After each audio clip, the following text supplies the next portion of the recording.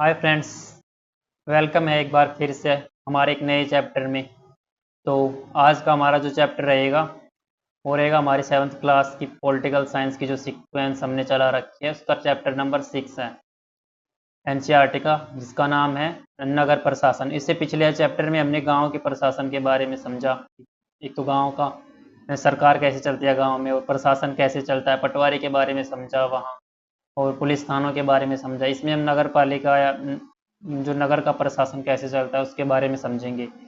तो स्टार्ट करते हैं इस चैप्टर में पढ़ने क्या वाले हैं। इस चैप्टर में हम नगर निगम के बारे में पढ़ेंगे कि वहाँ पर किस तरीके किस मतलब पर काम कैसे होता है, वहाँ पे काम कैसे होता है, वहाँ के बाज़ारों में जो भीड़ भाड़ होती है उसको नियंत्रण कैसे किया जाए, और वहाँ की यातायात को नियंत्रित कैसे किया जाता है। इसके अलावा वहाँ पे भी जो पानी की सुविधा और भी आजीविका की सुविधा हो जाएगी, ये सब कैसे होती हैं, कैसे चलती हैं, कौन इनके लिए जिम्मेदार होता है, वहाँ की सरकार कैसे चलती है। तो इन सब के बारे में पढ़ते हैं ब्रीफ में हमारे एग्जाम की तरफ से। वैसे बहुत इंपॉर्टेंट जो रहने वाला है वो इस चैप्टर से निकालेंगे। तो इसमें स्टार्टिंग जो कर रखा है कहानी जैसे कर रखा है कि बच्चे हैं जो संडे का दिन है, उसमें एक गली गली है इस मोहल्ले, तो क्योंकि शहर के बारे में पढ़ रहे हैं तो गली गली मोहल्ले मोहल्ले में क्या कर रहे हैं, गली में बच्चे खेल रहे हैं। तो खेलते खेलते क्या होता है कि एक जो बॉल थी वो बॉल जाके स्ट्रीट लाइट, जो गली में जो लाइट लगी हुई थी उसके लग जाती है, जिससे लाइट टूट जाती है। अब चूंकि बच्चे बोलते हैं कि हमने जब किसी खिड़की की पिछली बार उनसे कोई खिड़की टूट गई थी, तो इन्होंने मिलके एक पैसे जो उस खिड़की के थे इन्होंने सबने मिलके जुटाए थे। तो इस बार ये सोच में पड़ जाते हैं कि इस बार रुपए किसको देने पड़ेंगे। जो लाइट टूटी वो लाइट के जो नगर निगम के द्वारा लगाई गई थी उसके रुपए किसको देने पड़ेंगे। तो वे पहले ये सब मिलके घर जाते हैं। घर में मम्मा से पूछते हैं, माँ से, कि माँ हमसे ये हो गया। अब सारी बातें बताते हैं तो जो माँ बोलती है कि माँ उनको एक लेडीज एक लेडीज के पास भेजते हैं। एक लेडी जो क्या करती थी, उस नगर निगम में काम करती थी, जो अभी रिटायर हुई थी, जिसका नाम था यास्मीन खाला। यास्मीन खाला। तो यास्मीन खाला क्या थी, वे हाल ही में नगर नियोजन से सेवानिवृत्त हुई थी, मतलब वहां से अभी रिटायर हुई थी, वहां पे काम करती थी। तो आप उससे उनसे जाके पूछो, घर वालों ने ऐसे बोल दिया। तो उसके आगे अब उसके आगे क्या होता है, बच्चे जाते हैं उनके पास, यास्मीन खाला नाम है, उनके पास जाते हैं और क्वेश्चंस पे क्वेश्चंस दागते हैं। और फिर उनके सभी के आंसर मिलते हैं, जिससे सभी आंसरों में मिल जाएगा हमें एक एक का जवाब कि ये सब होता कौन है, नगर निगम क्या होती है सब। तो सभी यहाँ से देखो, यास्मीन खाला के घर पे, मतलब जो नगर निगम में काम करती थी जो लेडीज, उसके घर जाते हैं सब। और वहाँ सभी जो बच्चे दौड़कर खाला के घर पहुँचते हैं। जैसे ही उन्होंने दरवाज़ा खोला वे पूरा किस्सा सुनाने लगे, मतलब सब कुछ उन्होंने सुना दिया। फिर उनमें से मतलब वो जो खाला थी उसने जोर से, वो जो लेडीज थी जो रिटायर हुई थी, वो जोर से हंस के उनसे पूछती है, कोई एक व्यक्ति नहीं है जिनको तुम पैसा दोगे, मतलब, और जिसको तुम पैसा दे सकते हो, बल्कि ये बहुत बड़ी संस्था होती है जिसको क्या बोलते हैं, नगर निगम बोलते हैं। यह सड़कों में रोशनी की व्यवस्था, कूड़ा इकट्ठा करने की, पानी की सुविधा उपलब्ध कराने, सड़कों या बाजारों की सफाई का काम करती है। फिर उनमें से एक बच्चा जिसका नाम माला नाम है, वो पूछता है कि मैंने नगर निगम के बारे में बहुत सुना है। मैंने शहर में काफ़ी सारे बोर्ड, जो आपने भी देखे होंगे, किसी भी शहर में जाते हैं तो, और शहर में होंगे तो भी बड़े बड़े जो नगर निगम के बोर्ड लगे होते हैं, तो वो कौन लगाता है, ये इसके बारे में पूछते हैं कि ये सब नगर निगम के ही लगाते हैं क्या। तो जो उनकी जो महिला थी वो जवाब देती है कि तुम बिल्कुल सही कह रही हो, नगर निगम का यह काम सुनिश्चित करना होता है कि शहर में जो बीमारियां न फैले किसी भी प्रकार की, मतलब सभी यह स्कूल स्थापित करता है। स्कूल स्थापित करना, शहर की मतलब सुरक्षा, हेल्थ की बीमारियों से सफाई की उचित व्यवस्था हो। और शहर में दवा खाने में अस्पताल चलाता है नगर निगम के। एक वर्क बता रहे हैं काम, नगर निगम क्या क्या काम करता है, बाग बगीचों का रख रखाव करता है। और चूंकि यहाँ पे देखो, छोटे एक एक ये बता रखा है कि जो बड़े नगर होते हैं ना, बड़े नगर, उनको नगर निगम बोलते हैं। और जो छोटे छोटे नगर जिनकी जनसंख्या अबाउट 1 लाख से 5 लाख तक होगी, उनको नगर पालिका बोलेंगे। और जो जिनकी 5 लाख से ऊपर है, 10 लाख तक हो, तो नगर निगम। उसके बाद आते हैं मेट्रोपॉलिटन सिटी, महानगर, इसकी जिनकी जनसंख्या 10 लाख से भी ऊपर हो तो उनको महानगर बोलते हैं। उसके बाद अब वहाँ की प्रशासन प्रशासन के बारे में कि वहाँ पे चुनाव कैसे होता है, प्रशासनिक कर्मचारी कौन होते हैं, इनके बारे में बच्चे क्वेश्चन पूछते हैं कि ये निर्णय लेता कौन है, ये निर्णय जो भी पार्क लगाना, पार्क कहाँ बनाना, ये जो सारे काम होते हैं नगर निगम, इसके फैसले कौन लेता है। तो इसके बारे में इसमें जवाब देती है वो लेडीज, मतलब यास्मीन खाला जवाब देती है कि चूंकि शहर का आकार बहुत बड़ा होता है, इसलिए यह नगर निगम का कोई एक व्यक्ति जो निर्णय लेने मतलब इसलिए नगर निगम को कई निर्णय लेने होते हैं। इसी तरह शहर को साफ रखने में के लिए भी बहुत काम करना पड़ता है। ज़्यादातर नगर पार्षद ही ऐसे निर्णय लेते हैं। अभी नगर पार्षद कि अस्पताल या पार्क कहाँ बनेंगे, नगर पार्षद कौन होता है, नगर पार्षद क्या, चूंकि शहर है ना, अभी नगर पार्षद कौन हो। अब इसके बारे में बता जानते हैं कि नगर पार्षद कौन होता है। नगर पार्षद वो होता है जैसे शहर का अलग अलग वार्डों में बांट दिया जाता है। जैसे हमने गांव में पढ़ा था, गांव में भी अलग अलग वार्ड थे और हर वार्ड से एक पंच चुना जाता था। इसी प्रकार शहर में भी अलग अलग वार्ड होंगे और हर वार्ड से क्या चुना जाता है, एक पार्षद को चुना जाता है। उधर क्या था, पंच था गाँव में, इधर क्या है, पार्षद है। तो जो कि नगर निगम के कुछ निर्णय ऐसे होते हैं जो सारे शहर को प्रभावित करते हैं। ऐसे जो जो निर्णय होते हैं वो नगर पार्षद के समूहों के द्वारा लिए जाते हैं। मतलब कि अलग अलग वार्ड के जो नगर पार्षद होंगे वो इकट्ठा मिलके और ऐसे निर्णय लेंगे। इसके लिए मतलब जो भी निर्णय होंगे नगर निगम के वो निर्णय लेंगे। इसके लिए भी बहुत सारे मतलब कुछ लोग मिलके या समितियां बनाएंगे अलग अलग अलग, जैसे अलग अलग विषय के लिए अलग से अलग समितियां बनाई जाएंगी, विचार विमर्श करके ये निर्णय लेंगी समितियां। उदाहरण के लिए एक एग्जाम्पल दे रखा है, जैसे बस स्टैंड को बेहतर बनाना है या किसी भीड़ भाड़ वाले बाजार में ज़्यादा कचरा नियमित रूप से साफ करना है या फिर किसी नाले की सफाई करनी हो, तो पार्षद की जो समितियाँ होंगी ना, वो पानी की समिति अलग होगी, कचरा जमा करने या कचरे की जो सफाई करने की, सड़कों पर रोशनी आदि की व्यवस्था करेंगी। ये समितियाँ अलग अलग निर्णय लेंगी। जब एक वार्ड के अंदर की समस्या होती है तो वार्ड के लोग पार्षद से संपर्क करते हैं।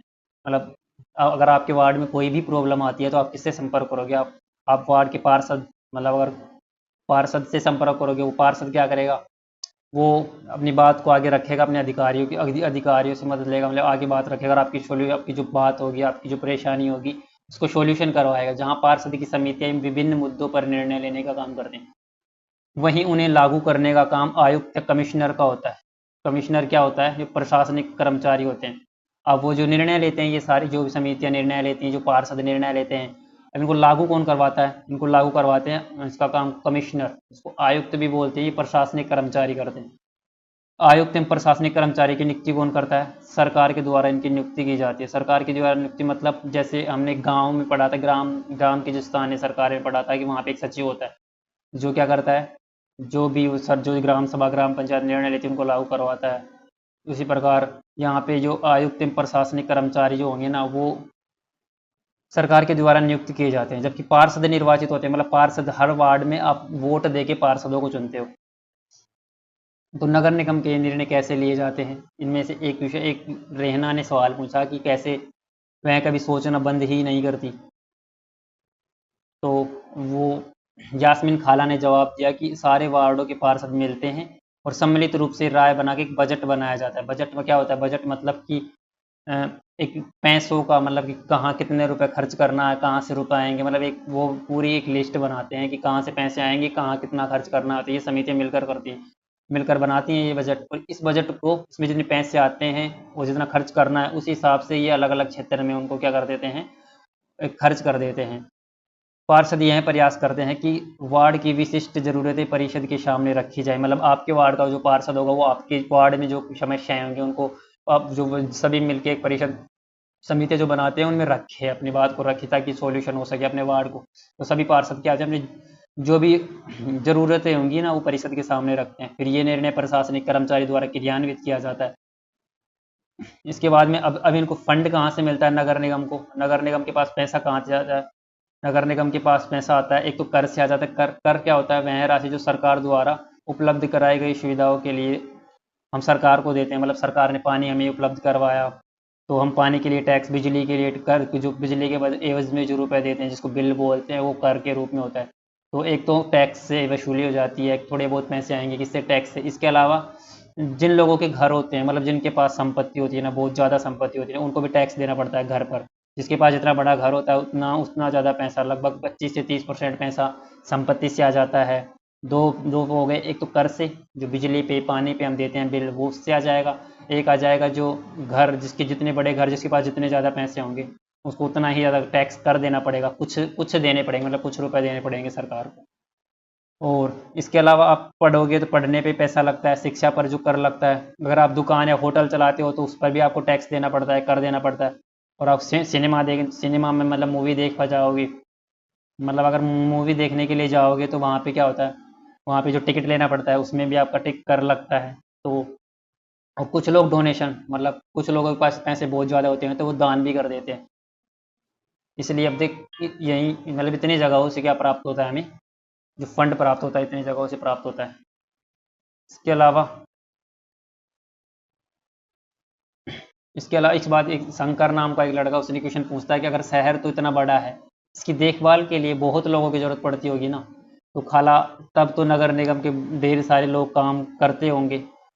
तो इसका जवाब देती है वो कि मतलब जब काम, शहर बहुत बड़ा है तो लोगों के बहुत ज़्यादा ज़्यादा लोगों की आवश्यकता होगी। तो इसका जवाब क्या आता है? इसका जवाब आता है कि दरअसल शहर में काम को अलग अलग विभागों में बांट दिया जाता है। जैसे अ, जल विभाग, जल, अगर वो पानी से रिलेटेड कोई बात हो तो उसको जल विभाग बना दिया, बिजली से रिलेटेड तो उसको विद्युत विभाग बना दिया। और जैसे अलग अलग विभागों के लिए, अलग अलग काम के लिए अलग अलग विभागों में बांट दिया जाता है। जैसे जल विभाग हो जाएगा, कचरा जमा करने का विभाग, उद्यानों का देखभाल करने, मतलब पार्कों के लिए अलग विभाग बना दिया गया। इसी प्रकार सड़क व्यवस्था का विभाग बना दिया गया। सबके लिए क्या होता है, अलग अलग विभाग बना दिए जा चुके। यास्मीन खाला खुद के बारे में बताती हैं कि वो एक सफाई विभाग में लेखा जोखा का काम करते थे, हिसाब किताब का काम करते थे। फिर इसके बाद में जो नेक्स्ट क्वेश्चन जो उनके मन में आता है बच्चों के, वो आता है कि यास्मीन खाला, नगर निगम में कूड़े करकट जो लोग इकट्ठा करते हैं, कूड़ा कचरा, वो जाता कहाँ पे है? तो इसका जवाब वो देती है, यास्मीन खाला देती है कि इस सवाल का जवाब बड़ा मज़ेदार है। जैसा कि तुम जानते हो, कचरा हर गली में फैल रहा होता है हमारे पड़ोस में। मतलब वो एक कहानी बताने लग जाती है कि पहले इस गली में जिसमें हम रहते हैं उसका क्या हाल था। इसमें इसका हाल बताती है कि पहले क्या था कि ये गली में बहुत ज़्यादा कचरा था, जिधर देखो कचरा ही कचरा, नगर निगम वाले सफाई करने नहीं आते थे। लोग रहने में मतलब सही से रह भी नहीं सकते थे, हर जगह मक्खियाँ, मच्छर ही मच्छर, बदबू, और लोग बीमार पड़ जाते। क्रिकेट खेलना बच्चों ने छोड़ दिया, घर वाले घर से बाहर नहीं भेजते थे बच्चों, कितने बुरे हाल हो गए थे।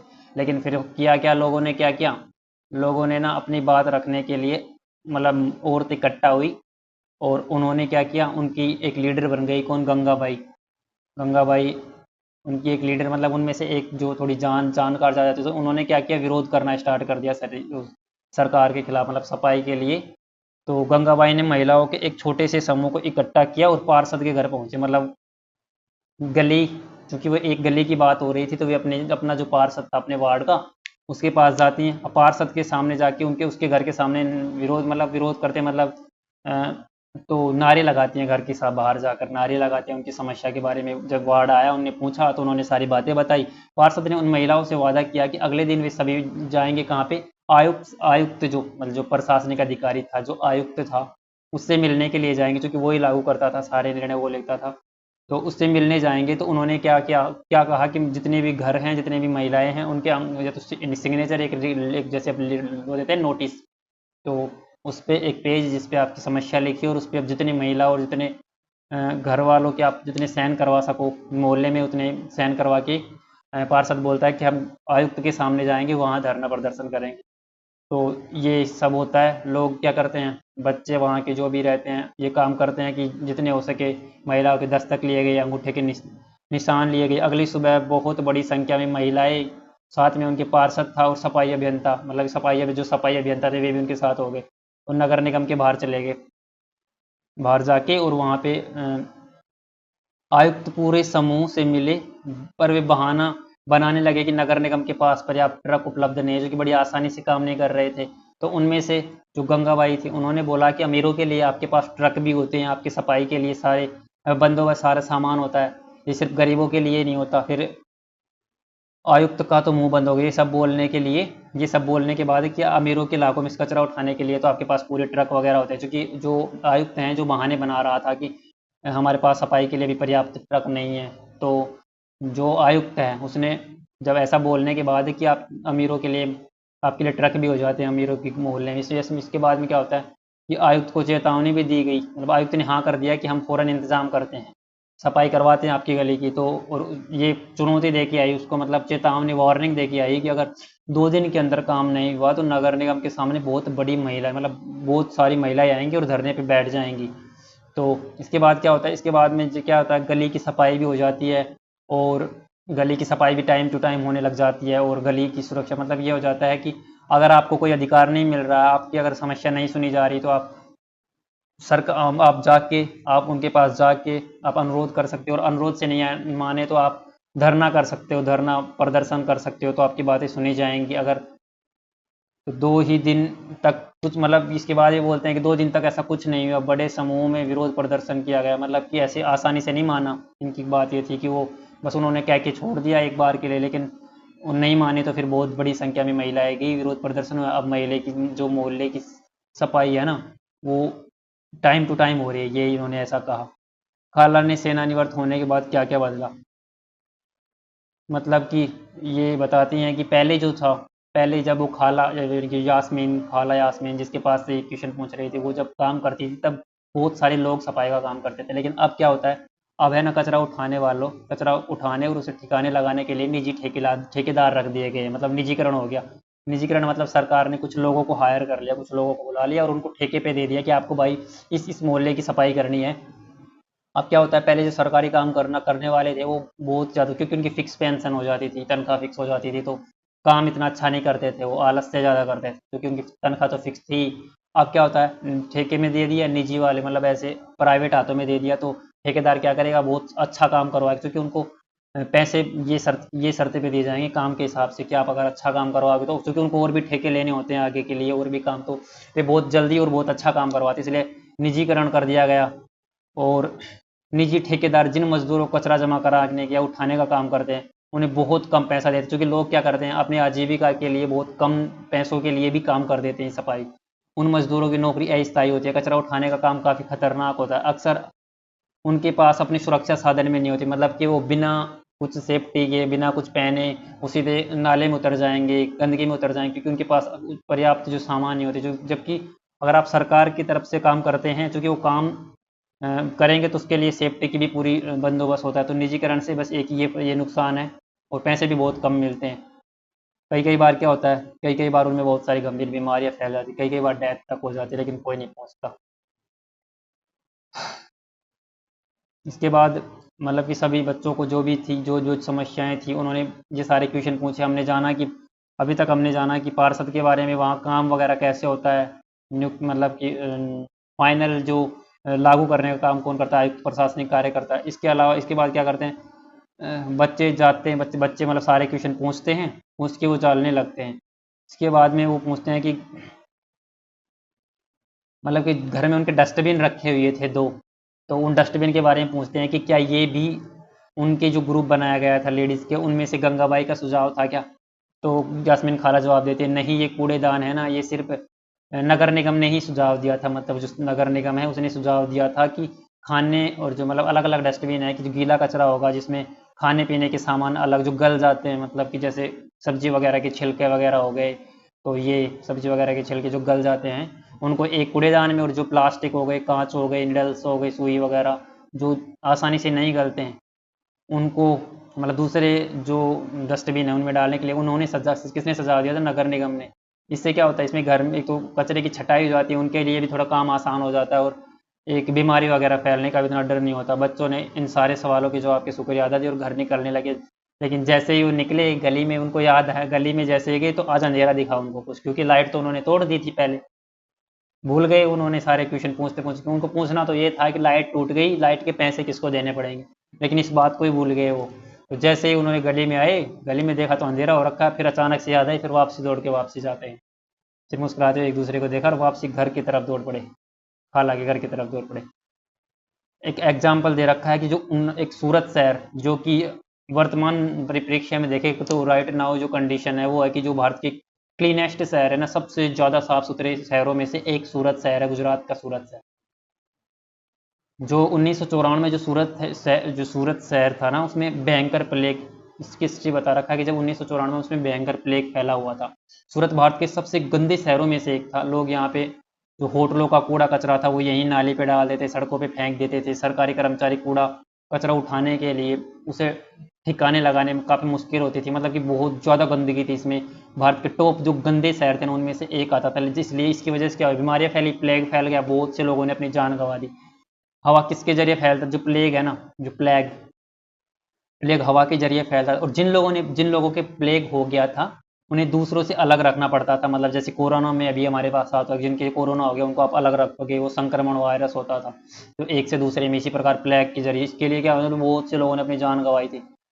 इस जो महामारी फैली थी इसमें सूरत में करीब 3 लाख से अधिक लोगों ने शहर छोड़ना पड़ा था, बहुत सारी जानें गई थी, प्रवास कर गए, मतलब 3 लाख से ज़्यादा लोगों ने अपना वो सूरत शहर को ही छोड़ दिया। प्लेग के डर से अनिवार्य कर दिया गया, मतलब जब सफाई, प्लेग के डर ने यह अनिवार्य कर दिया कि नगर निगम क्या होगी, मुस्तैदी से काम करेगी, मतलब उसमें अब जो जो भ्रष्टाचार होता है, जो भी काम नहीं करते तो अब वो उनको क्या करना पड़ा, मुस्तैदी, मतलब कि टाइम टू टाइम सारा काम और अच्छे से काम करने की जिम्मेदारी उनके सर पे आ गई। सारे शहरों की अच्छी तरह से सफाई हुई। आज की तारीख में चंडीगढ़ के बाद भारत का सबसे साफ शहरों में दूसरा स्थान है, जो फर्स्ट इस एनसीईआरटी की इसकी तरफ से देखें तो फर्स्ट नंबर पे, अगर सबसे सुंदर शहरों की बात करें तो चंडीगढ़, दूसरे नंबर पे बता रखा है कि सूरत दूसरे स्थान पे आता है। जबकि जब 1994 की बात किया था, जब बीमारी फैली थी, तो ये सबसे गंदे शहरों में से एक था भारत के। तो ये इस चैप्टर के बारे में था। इस चैप्टर की हम ओवरऑल समरी देखें तो क्या क्या पढ़ा हमने। समरी में हमने स्टार्टिंग में जाना कि नगर निगम क्या होती है, उसमें काम कौन करता है, कैसे कैसे काम करता है, क्योंकि वार्डों से, प्रत्येक वार्डों से एक पार्षद चुना जाता है, और ये सारे पार्षद मिलकर समितियां बनाते हैं और निर्णय लेते हैं। निर्णयों को लागू कौन करता है, आयुक्त, जो प्रशासनिक अधिकारी होता है, सरकार के द्वारा नियुक्त किया जाता है, उसके द्वारा। कोई भी समस्या होती है तो आप पार्षद के पास जाते हैं, पार्षद आयुक्त के पास, और ऐसे सॉल्यूशन हो जाता है। इसके अलावा हमने बहुत सारे क्वेश्चनों के जवाब देखे कि सफाई कौन करता है, कैसे करता है, और एक एग्जाम्पल भी देखा सूरत का। इसके अलावा इन नगर निगम के पास पैसा कहाँ से आता है, यहाँ टैक्स से आता है, एक तो टैक्स से, एक होम लोन घर के ऊपर कर से आता है। इसके अलावा शिक्षा पर, होटलों पर, अलग अलग प्रकार के, जैसे मनोरंजन पर कर लगाते हैं। इसके अलावा कुछ लोग डोनेट भी कर देते हैं, इससे पैसा आता है। एक राज्य विधानमंडल, जो राज्य कुछ सरकारी स्कीम चलाती है, केंद्र सरकार जो स्कीम चलाती है वो डायरेक्ट नगर निगम में उनसे पैसा मिल जाता है, तो इनसे पैसा मिलता है। तो ये हमारे पे जो चैप्टर था उसकी ओवरऑल समरी थी। आई होप बहुत अच्छे से समझ आई होगी, और बहुत अच्छे से एंजॉय करते हुए आपने पढ़ा होगा। तो मिलते हैं नेक्स्ट वीडियो में। नेक्स्ट वीडियो में पढ़ेंगे ऐसे ही कुछ अमेजिंग बातें, अमेजिंग जो कि हमारा बेसिक बिल्ड करेगा बहुत अच्छा, जो कि ओवरऑल देखेंगे तो हमारी अंडरस्टैंडिंग मजबूत करेगा, और एक आगे की तैयारी के लिए बेसिक्स भी तैयार करेगा। तो आज के लिए इतना, इस वीडियो में इतना ही। तो वीडियो को लाइक करना और वीडियो को शेयर करना, बहुत ज़्यादा से ज़्यादा चैनल को सब्सक्राइब करना ना भूलना। तो मिलते हैं नेक्स्ट अमेजिंग वीडियो में। Thank you.